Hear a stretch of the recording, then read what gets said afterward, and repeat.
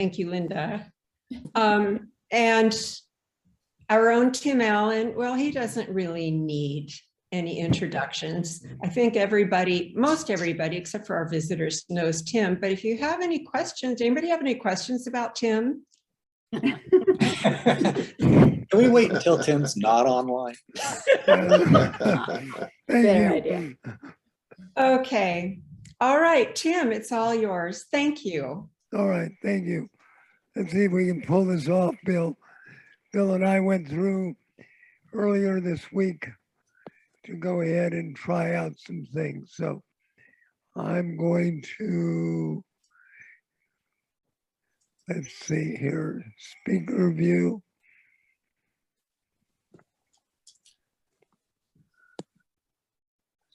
Bill, we didn't do this, but we'll get there. Okay. So stop video, choose. Okay, share screen. There you go. Sounds good. Okay. One of the things that I need to do, well, I'm going to share my screen here initially. Okay, everybody should be able to see. We got it, Tim. Yeah. Okay. Looks good. Now, one of the things I've got to do here is I've got one piece in here that's going to be involved in sharing computer sound. Yes. So I've got to do that. Let me go back and make sure that was done. Yes, that is now set. Okay. All right. Well, Tim, yeah. Tim, Yeah. could everyone make sure that they mute themselves? Well, Away you go, Tim. actually, this is a certain amount of interaction with this. So unless you have something really going on in the background, I'd like to have everybody stay with me where they can go off and on their muting. So, but because I'm used to teaching in a classroom, when I do it with students who interact with me, I do a lot of questioning and so on. So we'll see how this goes. All right, before we get started, I'd like to thank the committee that handles the programs for taking a chance on me doing this. As many people know, my voice is not as good as it used to be. So we'll give it a shot here and see how it goes. If you can't hear me, let me know and I will try to make a stronger effort to do so. All right, so architectural photography. Most of us think about architecture in a way of big buildings, but in reality, see if I can get this to go to the next level. Okay, but in reality, architecture can mean a lot of different things. And we'll go into definitions, what kind of equipment that we would use or I would use, finding places to photograph, themes in architectural photography, knowing the buildings and the architects. And when you get there, what should you be doing? There is some feedback, Tim. So it might be better for everybody to mute themselves. Okay. I'm wondering whether or not it's my feedback. Oh, okay. It's fine now. All right. And when you get there, what do? When to photograph, different perspectives. And there are definitely challenges in architectural photography. And a little short section on creative in-camera usage, and finally, post-production. So with that, let's start with a definition. I'll let everybody read this for themselves. And some people, particularly my students, say, why do you want to keep doing definitions for us? Well, it basically puts us at the same level as everybody else. So I think that's the reason for doing it. This is from Wikipedia. And I think that I would agree with most everything here. I think I would underline the term structures because then again, we think about architecture in relationship to buildings, but in reality, architecture is more than just simply buildings. So let me move on to the next one. Okay, what is architecture? Would you agree this is architecture? Yes, no? It used to be. Yeah, it used to be. This is taken in Alabama, on the border between Alabama and Georgia. And I believe one would say it's a chicken coop. It's one hell of a long chicken coop. So, yes. What about this? Yes. Yes. Yes. Yeah, even though it's actually a sculpture, it is in fact, I think the artist Chris Lee would agree that this is in fact a sculpturous architectural piece. He would describe it that way. What about this? What are we looking at? Well, I think we have a parking space, a ladder, a bicycle.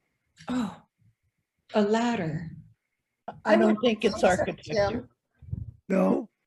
What would happen if the individual took that ladder off of the cart, opened it up, and put a tarp over it, tied that tarp to the parking meters? Would then it become a structure, architecture? It'll become a temporary shelter. Yeah. So maybe our definition of architecture needs to be expanded to look at things in a slightly different way. Bridges, Yes. I think, yeah, I think there's no Yes. question about that. Beautiful. Considering what's happening in the border between Mexico and the United States and Del Rio, they're using that bridge as a shelter. So I would agree. What about this? No. No, but it's a shelter. Yeah, but A natural form. it's nature. It's not man-made. It's not a shelter. It's used for cars to drive through. Yeah, the hole was split there by men. Okay. So here's Men or a- women too. here's Okay, a bit. I see your point, Bill, but still, it wasn't built by people. Okay. So About a natural perversion of nature. could be, you know, it's kind of borderline, definitely not man-made. Okay. What about this boat? Naval architecture. Yes. Yes, naval architecture. It's a structure. People live on houseboats. Some of them are rather fancy, beautifully designed. So I would say, I venture out and say, yes, this is to me defined as architecture. If you look up the word naval architecture, you'll find a definition of that in Wikipedia. It's Okay. mostly about ships. What about this bus shelter? Yes. Yeah, designed by someone, had to have its specifications and so on. Again, not something that we think of as being architectural. Whoops, sorry. Yes. Yeah, Yes. many of us think of architecture as being the physically outside of a building. But when you think about architecture, it involves the interior, the design, how people move in and out of spaces. And many times we don't fully appreciate the interior as much as we do until we begin to think about architecture in a new way. Okay. Another definition. And I think I would agree with most of this, except for a couple of areas. Aesthetically pleasing and accurate. I mean, we think about aesthetically pleasing to our own nature, but it may in fact not be. And some of the things that you will see tonight that have been done to render architecture would probably upset some people, including the architect. Yeah, I don't agree with this definition. That word aesthetically pleased, those words don't belong there, in my opinion. Okay. I agree. Me too. So moving on to equipment. Cameras, well, obviously we need a camera to take architectural photography, although there's been some variations on that, which I won't go into. And as I said, almost any camera will do, including cell phones. There's a lot more people are using cell phones for taking photos of buildings. Lenses. It really depends on what you're planning on, the results that you want. You know, most times a prime lens is very good. We think about this in standard point of 50 millimeter and gives a much more realistic view rather than distortion. And that's if you're working with a crop sensor, you may end up being more like a 65 or a 70 millimeter. Wide angles, wonderful for getting very close, getting things.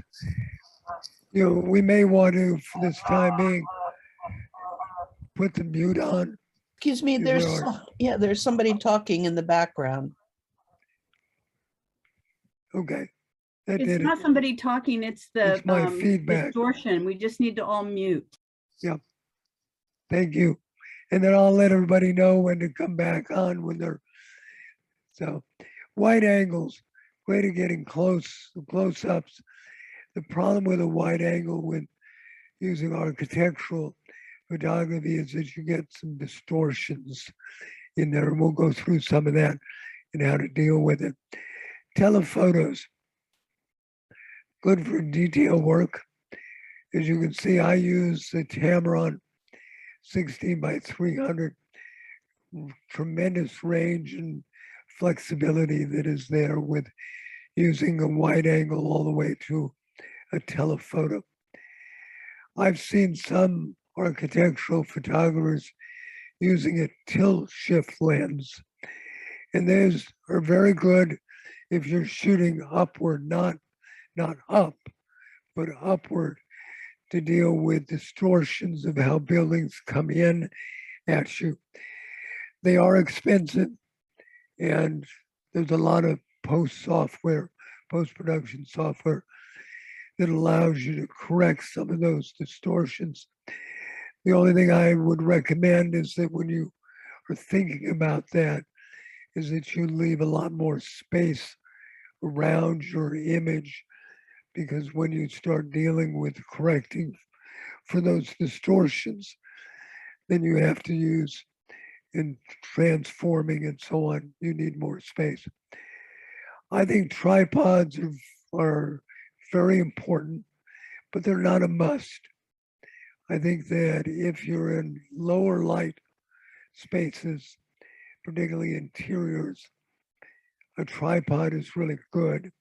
Or if you're in a situation where I was recently in San Francisco, where we had a overcast sky that was very bright against some of the dark images, I was ending up shooting some of the HDR, the high dynamic range, and using low exposure media, correct exposure, and high exposure to get what I wanted. And we'll talk more about that as well. Lens hood, I know some people don't want to use lens hoods, but I use them not only from the standpoint of protection, and I can tell you, I've dropped a camera and my lens survived, my lens hood did not. So reducing flare, sunspots, good way of doing that. Also, by the way, use my hat to knock out sunspots when necessary.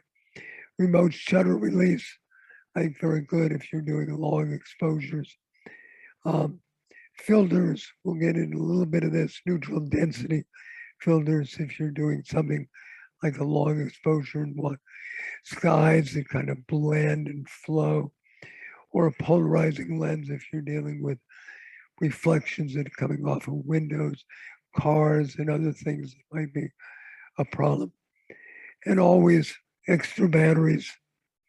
You know, how many times have we walked out, gotten out there and started shooting and go, oh, I forgot that battery and I don't have any more. Extra photo storage cards is really a good idea. And by the way, I keep those in my pocket to keep them warm in case you go to some place that's colder. Okay, finding places to shoot. Now, I know that Tony, when he talked about Tony Remus, when he talked about his information on getting ready to go out and shoot, he does a lot of research. And so do I. I think it's important. And I'll go through these in more detail. But Google Earth is really a great place to look at buildings. There's a new feature that Tony introduced us to, virtual reality from Google Earth. Facebook has an architectural photography place, Flickr. I do that and correspond with individuals. San Francisco curved mapping, we'll get into that a little bit more, in Google searches as well. Now I'm going to take you to Google Earth. I'm going to go up here and do a new share. Make sure I've got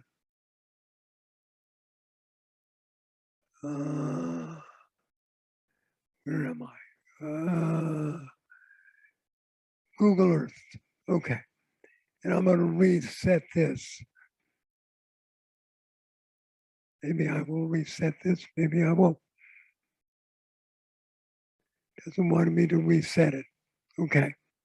Well, when you come in, let me back up. Let me go back out to my, and I'm going to do this in a slightly different way.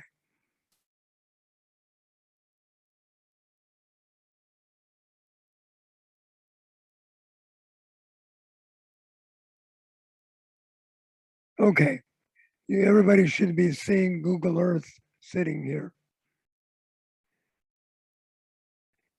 And I've been playing in Google Earth quite a bit because one of the advantages of Google Earth is that you can see things in a three-dimensional way.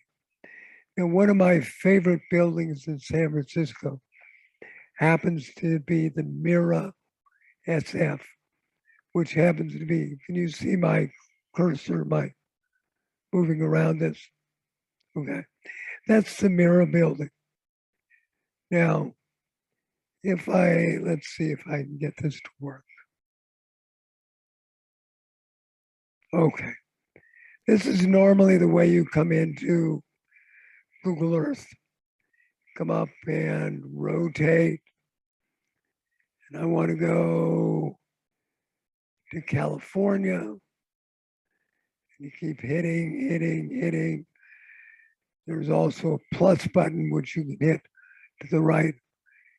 I'm trying to get to San Francisco. Keep going. We're almost there. Bear with me.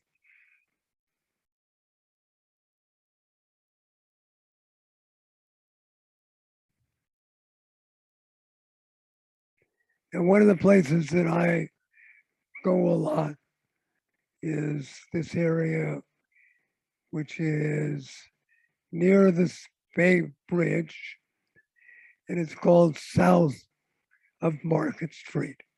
It has some of the best buildings and structures. That includes the Salesforce building, which is this one right here. And it also includes the Mira building, which is right in this area.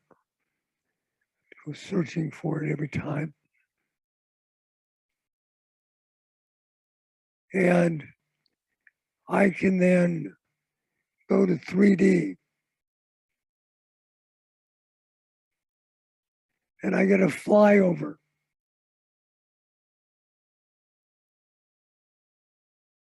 Now, hopefully no one's getting motion sickness here, but this Tim, building what did you click on to make it 3D? down here at the bottom, it was in this Okay. cluster right here Thank you. Thank was you. 3D.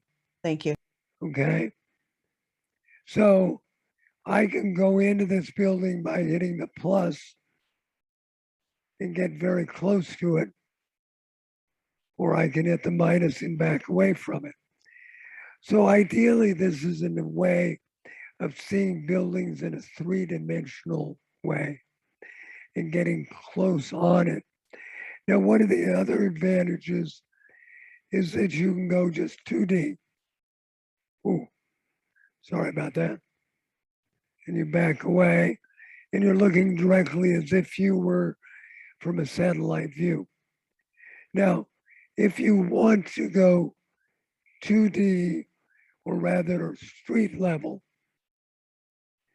you can hit the person here. And I'm going to go down here.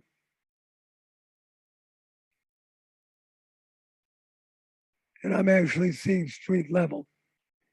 So if you're walking around on the street, you can get an idea of what you would be seeing from that level specifically. Now, I can rotate, double click on this, and I can rotate around.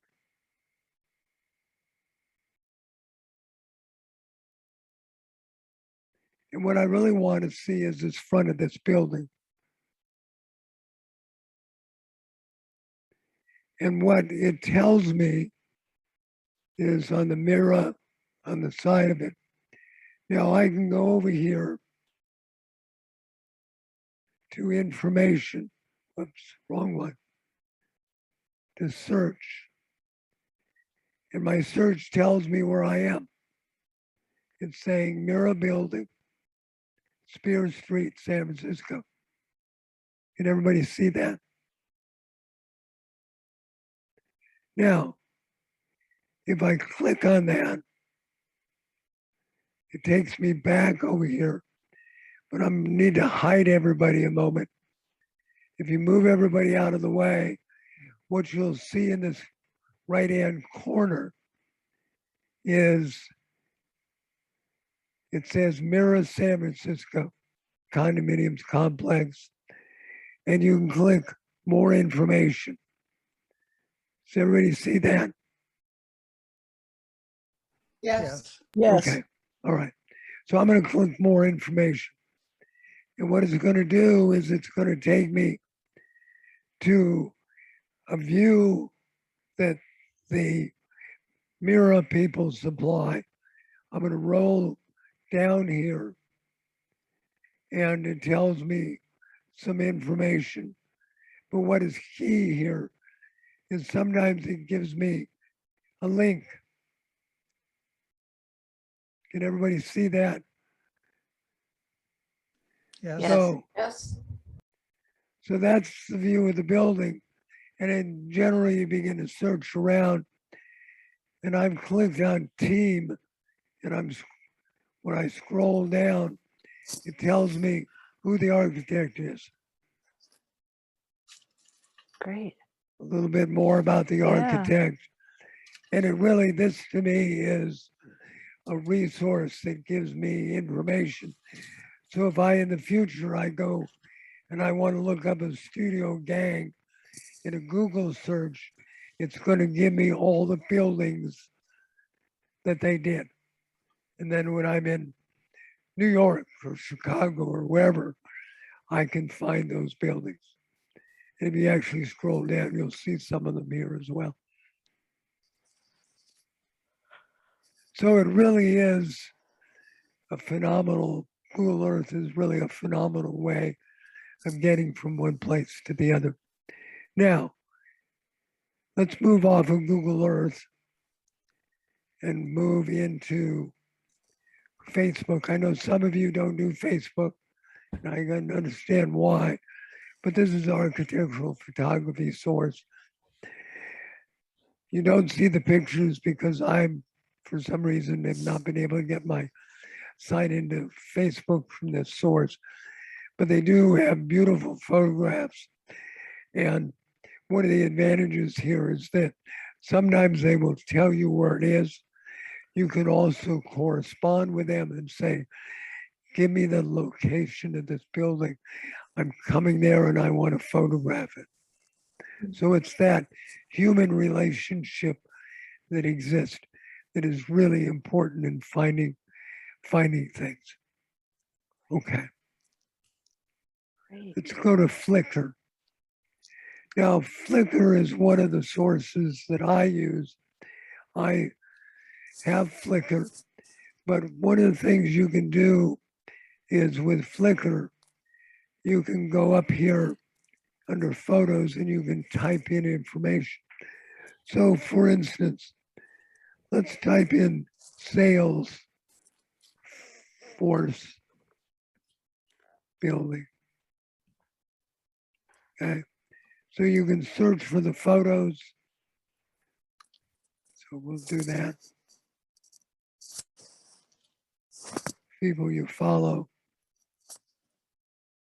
So you begin to look, and if you go further here, you can find the photographer, and there's a way of corresponding with that photographer and asking additional questions about the image, and as well as what they did to get there and so on, settings and so forth. Sometimes they actually put the full information, like here, if you want to know more about how they shot that and so Wow, on. great. Wow. Okay. The next one are called maps. This is a curbed, San Francisco curbed, unfortunately is no longer in existence with its separate locations.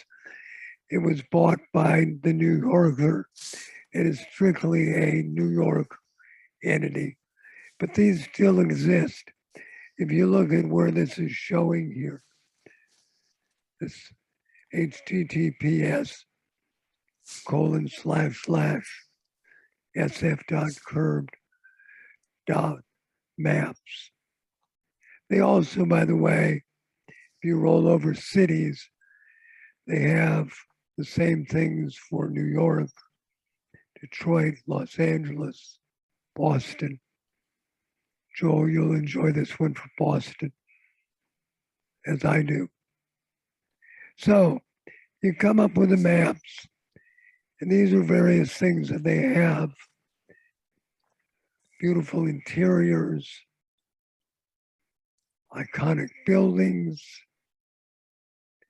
most underrated buildings, Chinatown. Some of these are dated. You can see February 25th, 2020. Now, one of my favorite ones that I enjoy, and I've actually done this with Roxanne, and I can never remember Roxanne's last name. Overton. Thank you, Overton. She took Rawls and I on this tour, and this is the best privately owned public open spaces. I'm going to click on that. And one of the advantages of this is you can see this is mapped. So as we go through this, some of these, as I said, are dated. The Instagram one is no longer showing its source. But as you noticed, as I moved through this changed. So it is actually mapping for you where these locations are. Wow. Great. Walter and I were recently here. Last time we were in San Francisco photographing. In fact, I'll be talking about this plant right here. So that gives you an idea of some of the value. If I go back out of here, you can see that there are a lot of other ones here. Towers. This one's a fun one. So, winner. So, ideas of this is, to me, one of the most invaluable sources because it is giving me inside information that normally you wouldn't get. Okay. And I think, let's see, nope, that's it from that standpoint. Let me go back to my, okay. So everybody Tim? should, yeah, Would you send out something, or will you be sending out something that'll have all these, finding places to photograph? Is that? yeah, I can do that. It is available to you when they record this. So I think you can get it, but I'll be glad to do You that. can I'll take a just- screenshot. Yep. Oh, there you go. Thank you. Okay. So I mentioned Google searches in relationship to things you find, Facebook, Flickr, and so on. I find it's invaluable if I put New York City architecture. I'm going to get all kinds of things, famous architecture, and so on that can be invaluable. Plus asking around. Whoops. Sorry about that. Obviously, I'm not used to this. Okay. So finding places includes not just urban, but rural. You know, I generally think of architecture as being urban, but look at this is Yolo County. See if I can pull up where this place is. The big city in Yolo County. Are these Sorry. your images? Yeah, these are my images. Beautiful. Woodland is where this one on the right is. Woodland, like Petaluma, has some just really beautiful older homes that are very nice to see. Rural, this barn is up in Mendocino on Highway 1. This image here, again, structures, water tanks, so on. This is up near Crane Creek Park, Crane Creek Regional Park. Now, getting ahead of myself here. Okay. Now, sometimes we begin to develop themes in architecture. And one of the themes that I've got, and yes, I think of these as structures. You can go in them. Somebody designed them. Yes, this was off of a road, and I said, "Oh, got to pull this one off." So themes in architecture can be a lot of fun. This is Taiwan on the left with a standing urinal. I'm not sure I want to use it. The door is off. And this is Tanzania on the right with a double door. So, and Bodhi. And this is the individual that was running the California Carnival, and he now is in the business of American Donnikers. And he has high-end Donnikers including, you can see this one has a mural on the inside. So, all right, famous architects and famous buildings.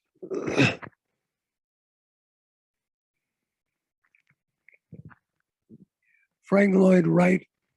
I think we've done a number of trips to the Marin Civic Center. Both the exterior on this building and the interior are just absolutely wonderful to photograph. You know, Frank Lloyd Wright is known for his style, his prairie style homes. I don't have any pictures here. Plus, he did the Guggenheim on Fifth Avenue, New York City. So, really an outstanding architect. And the nice thing about knowing about architects is the idea that you can then look them up and find similar buildings that you might be in a community to look at. One of my favorite architects, and unfortunately does not have a building here in San Francisco, is Frank Gehry. Somebody recently I was looking at described him as a landscape architect, that his buildings flow and move almost as if you were looking at landscape. This one here is at MIT, this one right here. This one is New York City with his high-rise building. And then this one here is the ICA building that is in Lower Manhattan. He's recently completed that. That was taken off the High Line, which is a great place if you're in New York City to go and photograph. Nearest place that Frank Gehry has a building is Los Angeles, the Disney, what is it called? Disney Concert hall. Concert Hall, thank you. And also Las Vegas. There's a medical building in Las Vegas that he has. Julia Morgan, best known for her work in the, hang on a minute, I'm gonna turn the light on.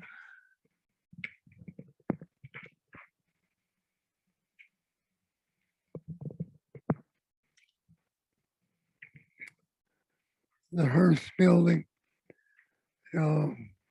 best known for that. But she's also known for her ballroom, which is in San Francisco. And this was part of the tour that Roxanne gave to us, which was an extra.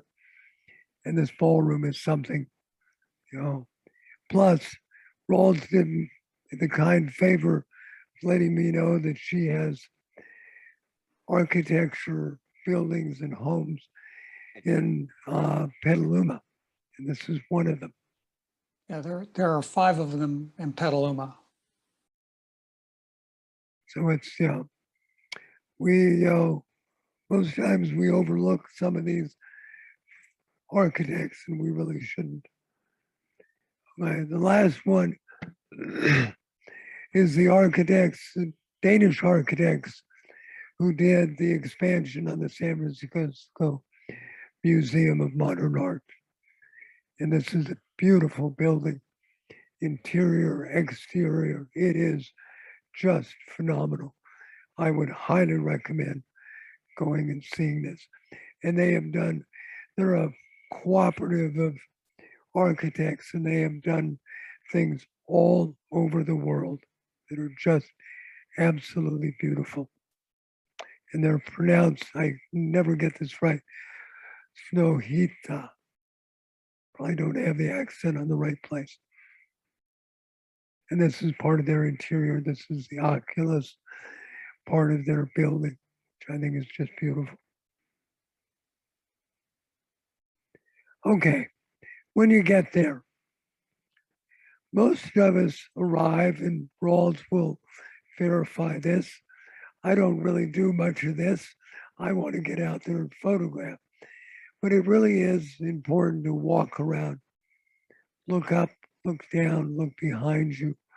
In other words, rotate, stop, turn around, look. Most of us are so used to looking straight ahead or at our cell phone that we don't really do this as much as we should, because everything is around us. It can be really, really breathtaking. Sit and look.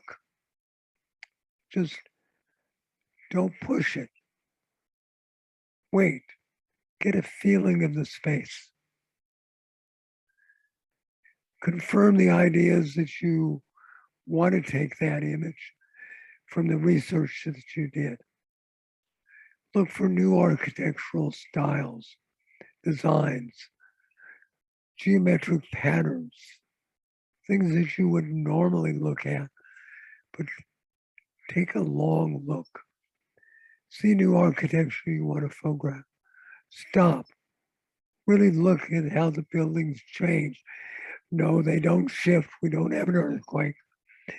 It's the light and how the light changes and makes a difference. Some buildings are worth returning to throughout the day as the light changes.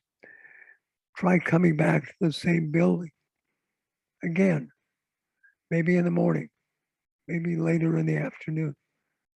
Let me give you an example. Most of us are familiar with this building. It's the Hyatt Regency,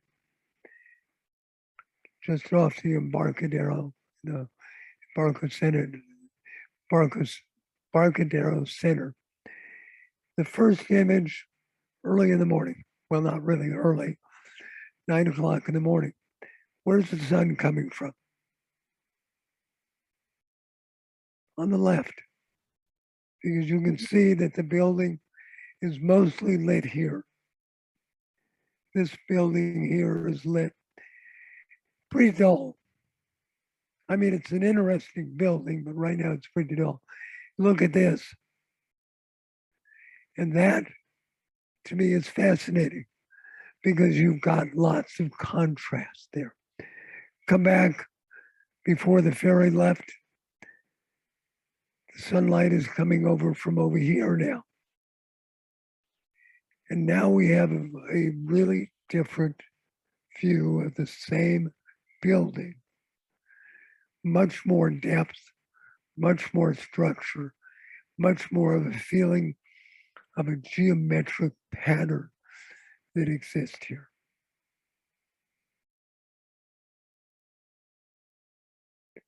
Now, some people are saying that we should take photographs in the morning when the sun is low, photographs in the afternoon when the sun is low. I think I heard that fairly often from the juror that we had the last time in our competition. But you know, when you're doing architectural photography and the sun is high, lots of times, especially if you have overhang, you get shadows and deep contrast. I did this one in color and then turned it in black and white because it's a little easier to see how much contrast and shadows are created on the mirror building. And that was taken, I think, at about 12:30 is when that was taken. Also, what about clouds? Do we want them? Do we not want them? Nowadays, we have the ability to change our skies just by doing it in post-production. But maybe we don't want to do that. Maybe we want to wait. Maybe we want the angle of the light, whether or not the clouds should be or should not be. Fog and low clouds. I was in New York City. I went out early in the morning and I was, oh no, no sunlight, no high contrast. Oh, this is going to be awful. As it turns out, I got some beautiful photographs of the fog and the low clouds moving in and out of the buildings. So sometimes it's a real advantage. Sometimes we want to make sure that we use an ND filter, a neutral density filter, to get this flowing thing. I've never been able to pull this off, to tell you the truth. San Francisco doesn't have a lot of wind. If we were in New York or Chicago, it's a lot easier to do this. I pulled off from this photographer. You know, ND filters are good to use. Set your camera on a tripod, go to manual, set your aperture, set your speed by going in, and I do this by using ND filtering using photo pills to determine what, put the ND filter on and take the photograph over 2 seconds, 5 seconds, 10 seconds. A lot of us do this when we're out at the beach and get some really nice images that way. Blue hour, one of my favorite times to photograph, particularly I've got a theme here in relationship to marquees, which I've done a lot of. I need to get back into that as well. But this blue hour, this beautiful blue, deep blue sky is just something that is just makes the building stand out. If you go to pure black, I just don't find that to be as dynamic as you would want with blue sky or with a blue hour. All right, different perspectives. Documentation versus creative. What are we doing? Are we documenting a building? There's nothing wrong with doing it, but we run into a situation where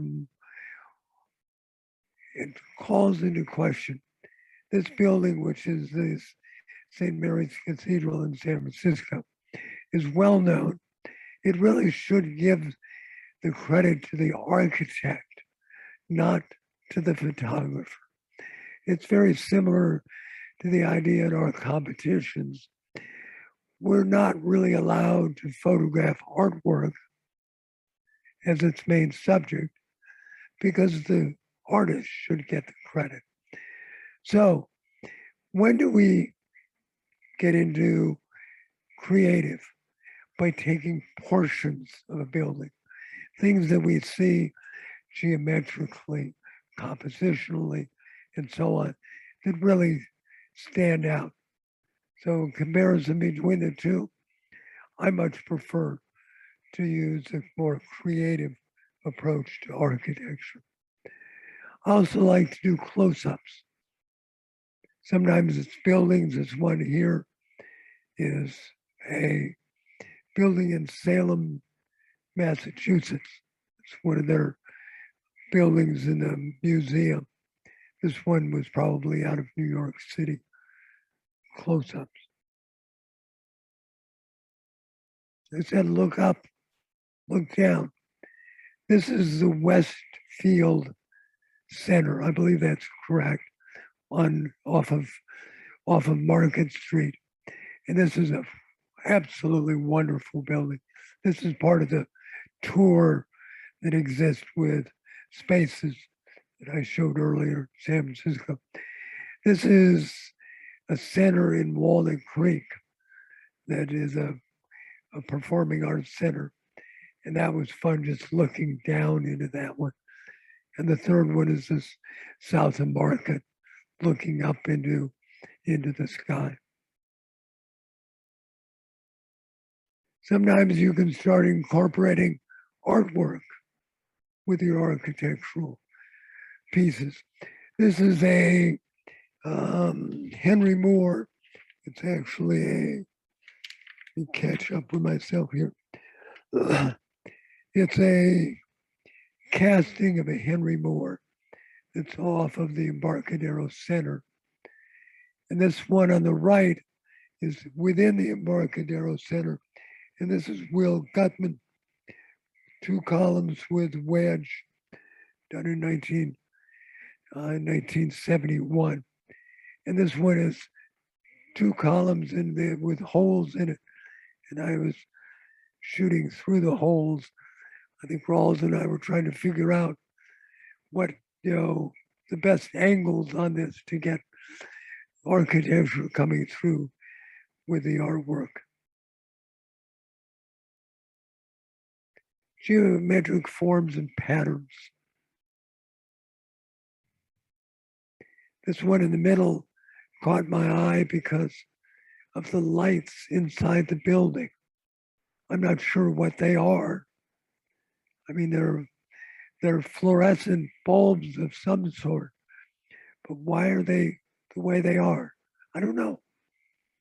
And this is another building that I thought taken from the Embarcadero. That is just that architectural design of shapes that just caught my eye.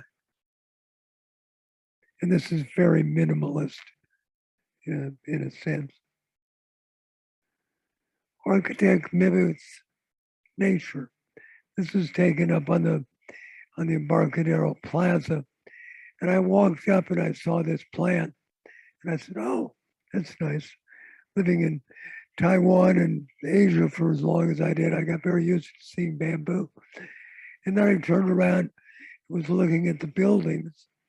And this building reminded me of the bamboo. The structure of it in segments looked something like the bamboo plant that I was standing right near. So occasionally, yes, you do see how architecture mimics nature. Optical illusions. Now, to tell you the truth, I don't see this, but the one on the right, I do. This is kind of strange with this being elevated above. I can't tell you why it did it, but it did. So this one kind of, some people say it comes out at you and then goes back. Light and shadow. Fun to do these, just looking for this ones. Rawls, I think this is the theater in Petaluma, but I'm not sure. Yeah, that's the back end of the Phoenix, Okay, or not the Phoenix. Yeah, that's right. It is the Phoenix. It's where all the kids go. okay, yep. Lovely light shadows coming through. And this is the mirror building again. And you can see the shadowing here underneath the light, how light is hitting here. Just, just so much there, so much kind of a dynamic feeling to this, to see these lights and shadows. Framing. We don't generally think of framing as part of an architectural component, but this is the end of the Embarcadero Center, and this is going to extreme here. And this is New York City off of the High Line, looking out toward the New Jersey.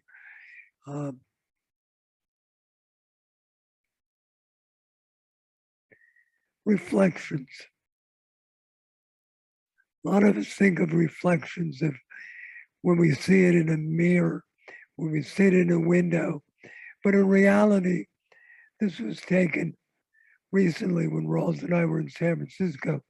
This is a dome over a light.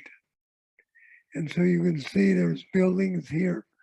And then this is the structure that's directly behind me. So look for the unusual. Look for things that you don't normally see.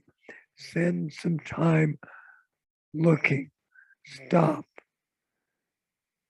This one was taken on a rainy day, one of those rare occasions nowadays where we really do have the reflection, and this is the Embarcadero Center from the park.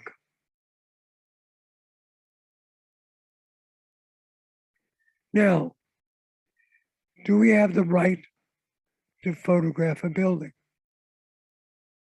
It's a good question. Are we allowed? For Joel, you know this building. At least I hope he does. It's the state building. No, Huh? it's actually the going blank here. It's down right down near the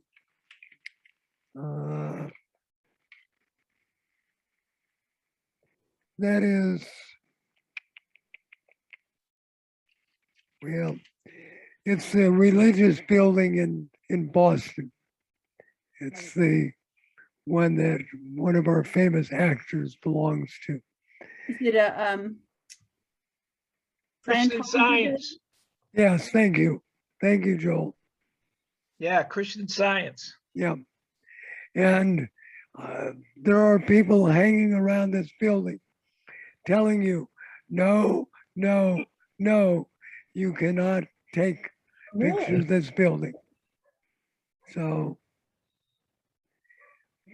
interior of the Boston Public Library, Wait, so another, there's people telling you not to take pictures of, or is this the crazy religious people? it's the owners of the building. But They are, I don't think that's legal. well, they own the building. So taking a picture of the building means that you're infringing on their right. Oh, you mean like how you technically can't take pictures of the Eiffel Tower after dark because the copyright for the tower it has passed, but the copyright for the lights on the tower haven't. That would be a good example. I ran This- into this in school. In my photography classes, they were, one of my series had to do with architecture, and they were telling me that there were certain images that I should not be using because the images, the buildings were protected by, I don't know, copyright or whatever they're protected by, but they said you should not be taking pictures of those buildings. Yep. Well, Getty will not accept any images without of recognizable structures without a release. yes, that's correct. Boston Public Library, beautiful space. But if you look closely, there's a guard standing right here who says, no, no, no photographs. It's actually on the outside in the hallway, no photographs interior. So I snuck in here. Bad boy. Okay. This building is a condo in south of Market Street. Rawls and I got chased out of here. So another spot. Many times, and by the way, this St. Mary's Cathedral is another one that if you show up there with a tripod, they're thinking you're a professional and you're not allowed to photograph the exterior. Interesting. So, gotta watch. Okay, I'm getting bogged down here and need to move a little more quickly. Sometimes we deal with situations of areas that are too bright or too dark. And some of us have set up their cameras to have the blinkies. And that's when you have shooting and you have highlights that are too highly exposed. In other words, they're going to be blown out and it's telling you in advance. Those are not recoverable. So ideally what you want to do is you adjust your exposures for the highlights and then recover the darks in post-production. Now, you can also do this, and this was true recently because of the trip with the very bright white backgrounds. Whoops, sorry. So you can do HDR, high dynamic resolution taking images 2 stops apart, correct, overexposed, underexposed, and then blend them together in post-production to get an ideal image that will have both the whites without being blown out and the blacks without them disappearing and with no resolution at all. What about no tripod? And that exists. There's lots of places, museums and so on, where no tripods are allowed. Most cameras and lenses come with stabilization settings. So either on the camera or on the lens, make sure that's set. Adjust your ISO. But you've got to know enough about your camera so that your ISO is not getting above a certain noise. Adjust your aperture, but as you open up, you may lose depth of field. Speed, how slow can you go down before you're going to get motion blur? So I throw in here back button focusing.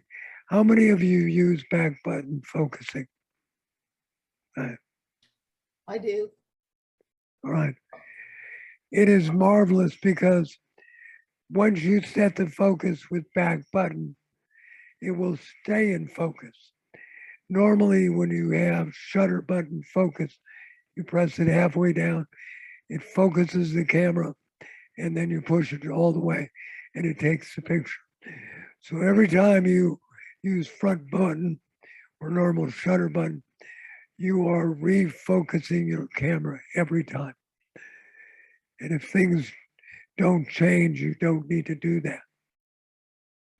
Now, finding a steady surface for your camera, I sometimes carry a bean bag, which can be very useful. Lean against a sturdy object, arms tucked in, do a deep breath, let it out.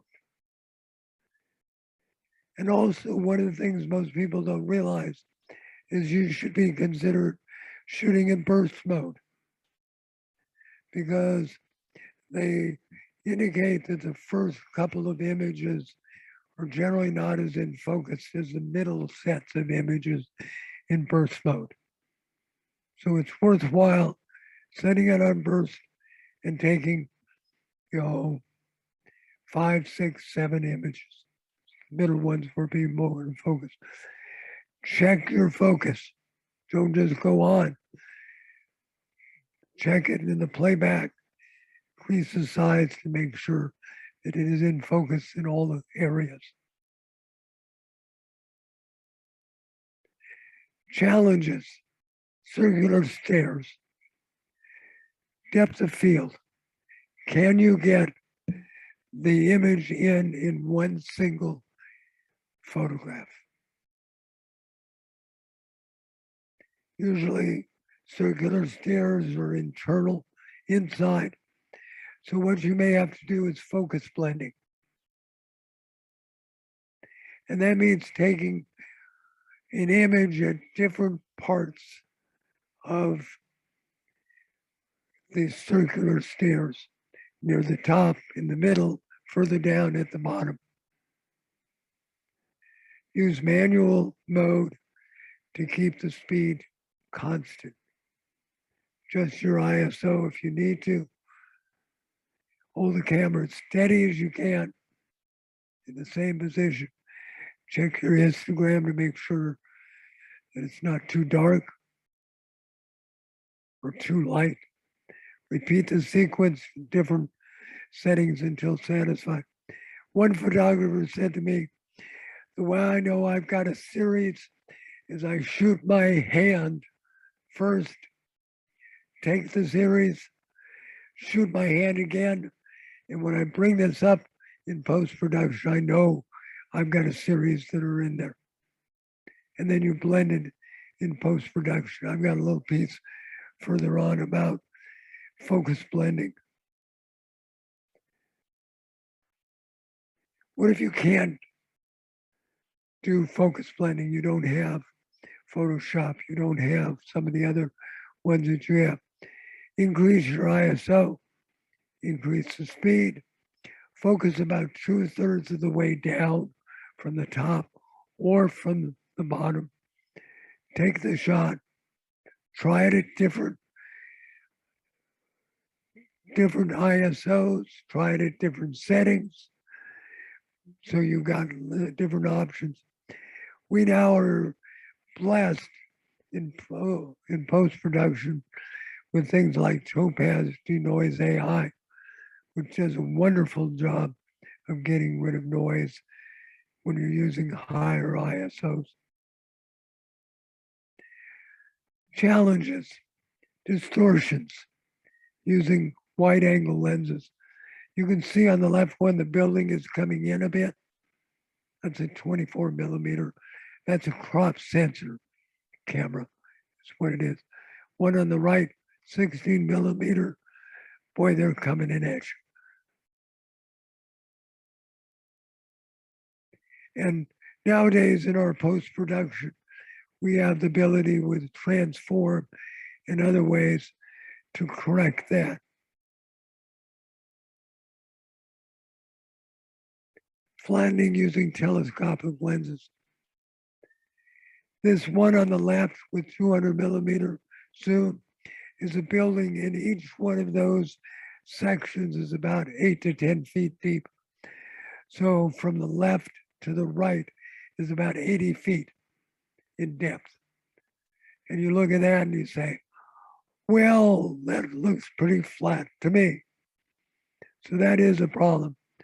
Telephoto with 300, that's pretty flat. Interiors, too big for one image. Panoramas is a solution I use. This is the interior, this one right here, interior of St. Mary's Cathedral. No tripod allowed. This was done on the back of a pew with a camera set and adjusting it. The one on the right is the Oculus Center in the World Trade Center. And that was on the 17th anniversary of the 9/11, cleared everything off the floor. Normally they would have sales booths down there, and there was nothing to do but take a deep breath, let it out, hold your arms, and slowly take the image as you moved up. That's about 6 shots. Okay. One of the things that I think is important is to work your shot. Now, what does that mean? It means taking your subject from different positions, walking around it, moving up and down, sitting down, lying down, taking it from below, up above. Use different settings, ISOs, apertures, time, all of those things, brackets, increase your ISO, include people in it or not. One of the ways we'll talk about later, but when we were out doing that light painting field trip, people were running in and out, but your exposure was long enough where people were disappearing. You could, if you wanted to, put an ND filter on your camera, take a long exposure for an image if people are moving in and out. And when you get done in post-production, the people will have disappeared. So that's one way of getting rid of people. Here's an example of working a shot. This is the Gateway building that's near the Embarcadero Center. Flat image, not very interesting. At least I don't think it is. Walk up to the building. Look up. More interesting. Work your shot. Same building. Gateway from the side at an angle. 155 millimeter, 117, 100 millimeter. Each of those a different setting. Creative in camera. Some of us have cameras that will do double exposures. I rarely do this, but it was one of those challenges we had recently. Twisting the zoom lens. Zoom burst, as it's sometimes called. I have to go. Okay. But this was nice. Thank you for having me. Arthur, thank you so much. Join us again, please. Although not strictly architectural, using motion flare as a way of adding to an image.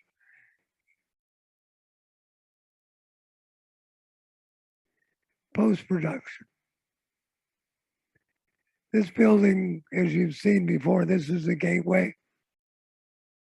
Took the image, turned it on its side, took it into Nick Silver Effects Pro 2, did a high contrast image, took it back into Lightroom and cropped it down. Yes, it is the same image as on the left. Turning, interior of the Hyatt Regency in San Francisco. Turned it, modified.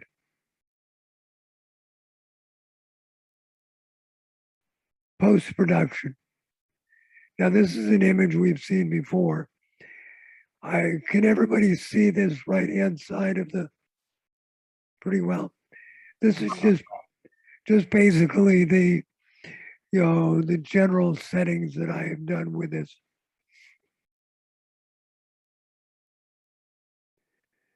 Same image, taken into, from Lightroom into Nick Silver Effects Pro. And the difference here is you look down here on the transform. You can see it got moved around, twisted, turned. So transform is really quite something to be able to do. I'm going to back up on this. That's the same image, but only part of it.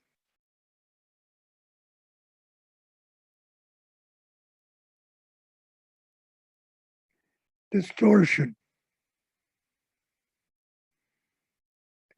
Kind of interesting, kind of flat, distorted. Hold on to Lightroom. This was done by changing the file lens profile.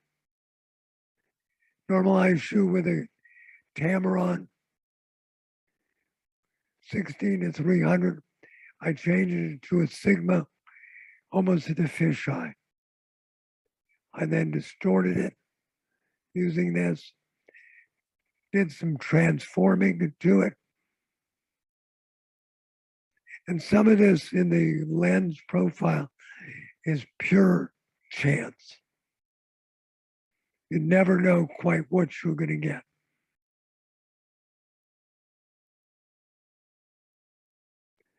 Here's another one, interior shot in San Francisco. You can see there's my lens. This is a correct image.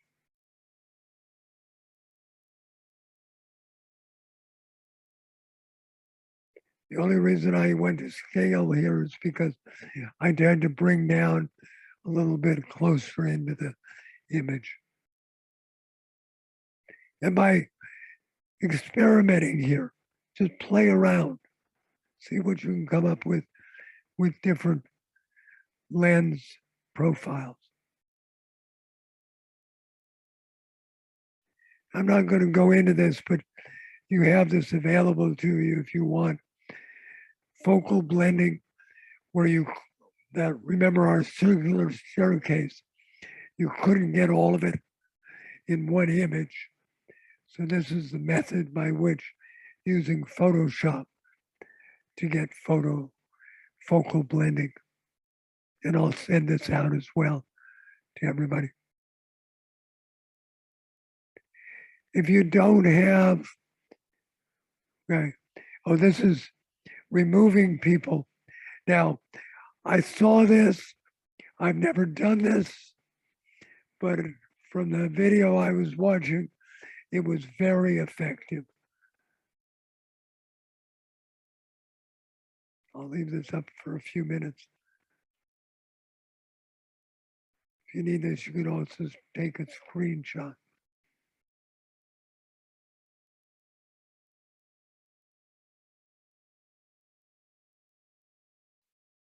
You ready to move on?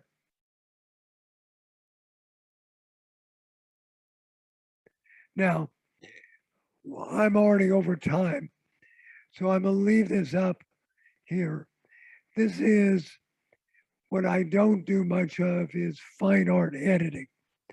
And this individual has about a 7-minute video on using Photoshop for fine art editing. And it's very good. And I think it is one of those that I would recommend doing as far as looking at this. Okay.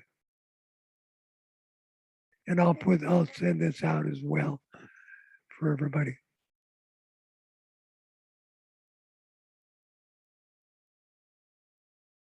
Okay. This is what we went through. And questions?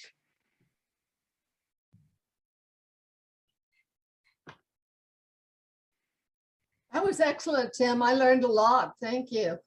Well, thank you. I actually learned a lot by doing this. Same here. Looks like you did a lot of work to get it together for us. Thank you. You're welcome. Thank Yeah, you. that was great. I'm glad it was recorded. Awesome. We can look at it again now. Yeah. Yeah, Yeah. it's really great.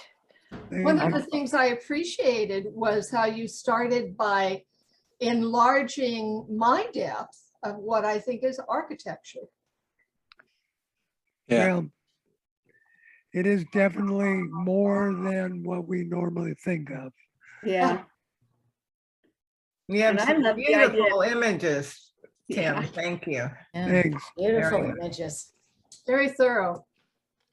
You did some stuff in Lightroom that I never would have thought of. I mean, it's clear that the tools are there, you can do it, but I never thought of trying to use them creatively. Yeah. Lens I always profile. use Photoshop for that. Never think of using Lightroom. That's Yeah, great. Yeah. Yeah, and that was just choosing different lenses from Yeah, the and- way. Having Lens profiles. Transform tool. Using sliders, the distortion slider. the Mhm. distortion, Wow. yeah. Gonna try Very that. creative. And the nice thing about that is that by what lens profile you select, you get various distortions, and moving that distortion back and forth will either increase or decrease That's the great. distortion. I can't remember where, I read it someplace for a YouTube video that was talking about it, so. Great, thanks Yeah, that's again for that. wonderful. That's Great gonna be idea. really Yeah. fun. Yeah, thanks, So Tim. Tim, using welcome. the lens specifications is an important part of that process then. Yes, Mhm. now, without doing that, all you're doing is basically distorting your own image with, but to change that lens profile, Mhm. as you saw, I use the almost an fisheye lens to be able to get that distortion the way I wanted it. So if you put in another lens, not the one you're using, you would get a different distortion? Yes, Right. Interesting. Oh, yeah, you know, if you do it by mistake, you find out real quick. Is there any other way to learn?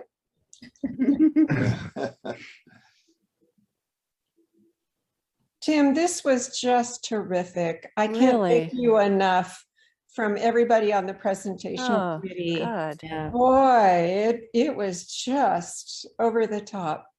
Well, thank you. I would encourage everybody to use that curved mapping. Find things that you'd like to do in San Francisco Yeah. and map it out. There are some really wonderful interiors they talk about. They talk about little known buildings. And the nice thing about San Francisco is the Muni system is so good that you can go from one to the other.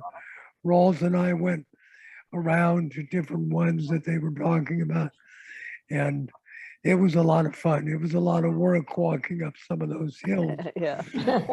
but it was fun doing that. Maybe you and Rawls would be willing to do a field trip sometime? Well, I'd like to. That would be Rawls, you still there? Yeah, I'm here. Okay. Are you willing to partner on that? No. Also, I think you ought to think locally. Certainly Petaluma has a lot of nice Victorian buildings on the west side of town. And that's a rich area to look at. And I think there are some others in other parts of the county that are also quite nice. Except for Santa Rosa. Santa Rosa is the ugliest downtown I have ever seen. Well, I would take that as a creative challenge. There you go. Rawls and Tim, sign me up. Okay. Well, maybe what I would suggest is if you'd like to look through that curved San Francisco mapping for possibilities. Mm-hmm. Now, you said you took, I like that Petaluma idea. Yes, I agree with Rawls. Petaluma is a gold mine for small, unique pieces in her overall architecture. And their Yeah. restaurants To are get to. not there. when you go to the city, do you like to take the ferry, or do you like to park, or both, or? Well, what I've been doing, I've been, because of my voice, I've been getting some voice therapy and swallowing therapy and looking at some avenues on that. And so I drive in, but usually Rawls is kind enough to put up with me. And we drive in and go to a different location south of Market Park, and then drive up to my appointment. And then we've recently done Japantown. We've done the Embarcadero Center area, financial district. So there's so much there. So, and there's a new, I'll have to put it out. It's called Hero Spot. And it's a discount parking that you can do in advance. And you can find parking fairly extensively. I'll put that out. Oh, good. And so that's, what do you pay $35, $40 for parking? I can get away with 20 or less. Oh, very good. Great. Wow.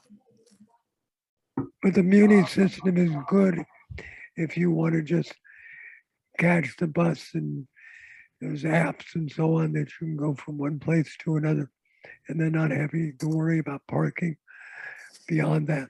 Mm-hmm. All right. Yeah, thank you. Thanks You're welcome. again. Awesome sauce. Again, it's wonderful. Oh, Thank you. it's just Hi, great. everybody. Good to see you. I guess I need to, Bye, everyone. I'm sorry. Bye. Thank you. Tim. I'll post the video in the morning. Okay, great. thank you. Okay, thank you, Bill. Okay. Thanks, Bill. Okay. Okay.